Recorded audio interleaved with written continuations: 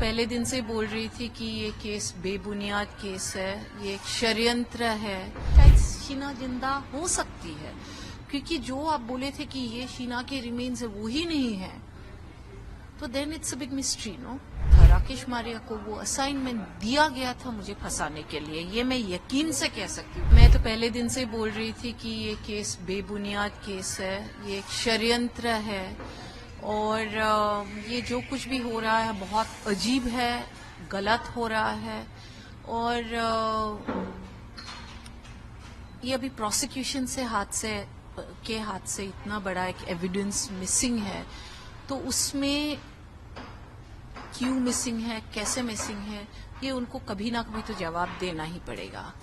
तो ये चीज ऑब्वियसली जो कुछ भी हुआ है, ये पूरा जस्टिस सिस्टम को ही मैंने not justice, I would say the investigating system को ही, इन्वेस्टिगेशन को ही एक पूरा शक पे डाल रहे हैं कि ये इन्वेस्टिगेशन ही पहले दिन से ही उसमें बहुत सारे खोट थे जो धीरे धीरे एविडेंस के हिसाब से आ रहे हैं। उनके एविडेंस प्रोसिक्यूशन के इसीलिए रोज गिर रहे हैं या रोज बेबुनियाद होते जा रहे हैं, क्योंकि ये बहुत गलत तरीका से इन्वेस्टिगेशन हुआ और सही रास्ता से नहीं हुआ। जहां ये जाना चाहिए था, जो रास्ता में जाना चाहिए था, वो पूरा डिविएट कर चुके थे, क्योंकि उस टाइम में जो मुझे जब अरेस्ट किया था उनका एक ही एजेंडा था कि कैसे दिखाओ ये गिल्टी है।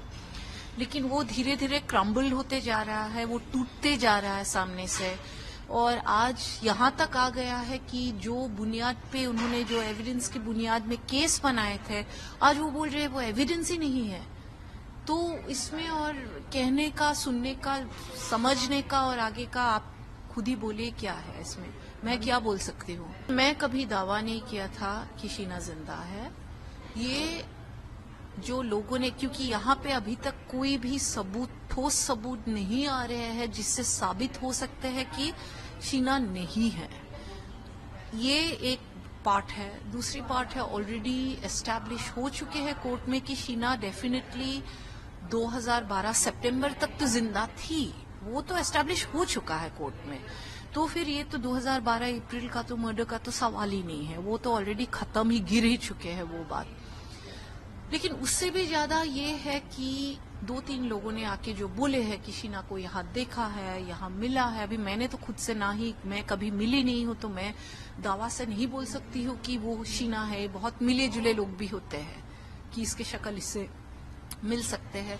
लेकिन ये जो नया डेवलपमेंट जो हुआ है, जो सीबीआई की तरफ से आए हैं, प्रोसिक्यूशन ने जो बोले कि जो उन्होंने बोले थे कि पेन से कुछ ये मिले थे, जो बोन्स मिले थे, वो आज गायब है या वो नहीं है, नहीं मिल रहा है। तो उससे मेरी वो सोच वापस आ रही है कि शायद शीना जिंदा हो सकती है, क्योंकि जो आप बोले थे कि ये शीना के रिमेन्स है वो ही नहीं है, तो then it's a big mystery, no, कि क्या हुआ है।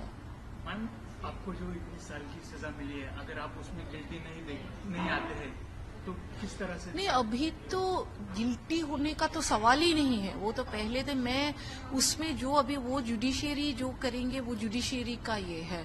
लेकिन ये जो मेरे 6.5 साल जो बीते, या जो मानसिक त्रास जो हुए मेरे बच्चों के साथ, मेरे छोटी बेटी के साथ, शीना अभी भी नहीं मिली है, ये कोई कॉम्पेंसेट नहीं कर सकते। ये समय तो कोई वापस तो नहीं दे सकते हैं मुझे। लेकिन मैं ये चाहूंगी कि ये जो आइंदा ऐसे किसी के साथ नहीं होना चाहिए। और एक जो इन्वेस्टिगेटिंग एजेंसीज के जो ऑफिसर्स होते हैं या जो पुलिस के वर्दी पहनते हैं, उनको एक लोग विश्वास से एक वो वर्दी देते हैं, उसका गलत ये नहीं होना चाहिए, गलत इस्तेमाल। और मुझे यकीन है कि जो उस टाइम में राकेश मारिया ने जो ये इन्वेस्टिगेशन किया था, राकेश मारिया को वो असाइनमेंट दिया गया था मुझे फंसाने के लिए, ये मैं यकीन से कह सकती हूँ, क्योंकि मुझे तो मालूम है कि मैं निर्दोष हूँ। तो फिर, और आज ये मुझे बोलने का मुझे मालूम था, लेकिन आज ये सबूत सामने से ही आ रहा है एक एक करके। मेरी सच्चाई का सबूत मुझे देने की जरूरत नहीं पड़ रही है, वो प्रोसिक्यूशन ही देते जा रहे हैं मेरे सच्चाई। प्रोसिक्यूशन के विटनेस बोलते जा रहे हैं, प्रोसिक्यूशन खुद ही सामने ला रहे हैं मेरी सच्चाई या मेरे कि मैं निर्दोष हूं, ये अपने आप साबित होते जा रहा है। लेकिन शीना कहाँ है, और इसके पीछे जो ये त्रास देने के पीछे कौन थे, या जो मेरे बच्चों को जो त्रास मिले हैं इसके पीछे कौन है, ये जांच करना बहुत जरूरी है। आज मेरे साथ हुआ, मैं स्ट्रांग थी, मेरे जगह में और कोई होते तो मर जाते कभी के। तो और वही शायद वो लोग चाहते थे, जो भी मेरे साथ ऐसा किया, भले वो अपने हो, भले वो पॉलिटिकल हो, मुझे नहीं मालूम है, क्योंकि मुझे तो कभी तब तक मुझे ये एहसास ही नहीं हुआ था कि मेरे कोई दुश्मन भी हो सकते हैं। लेकिन क्लियरली है, तो ये चीज तो है, ये तो साबित हो रहा है कि मुझे फंसाने के लिए इतने झूठा सबूत इकट्ठा करके, जो झूठा आज साबित हो रहा है कि वो झूठा एविडेंस था, तो वो गलत है ना। किसी के साथ ऐसा होना नहीं चाहिए।